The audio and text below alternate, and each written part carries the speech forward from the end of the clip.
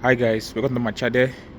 Today I'll be working on the full service for this Volvo D3 V40, and I'm doing full service for this car, and I'll show you where all the filters are being located. So join me. So first of all, this is where the oil filter is located. So if you want to perform oil filter change, you just sit right in front of the engine.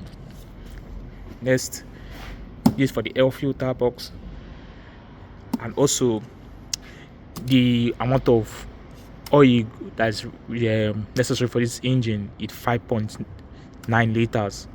This is approximately 6 liters for this engine, but I recommend put 5.9 liters for this engine for this Volvo 4. D3 V40. So for diesel, and I recognize that all Volvo have different locations for the diesel filters and different location for the fuel filter. So this one is very unique. So if you don't see the diesel filter somewhere around the engine, then I'll show you can find it. So for a diesel car, you find the diesel filter right behind the tank.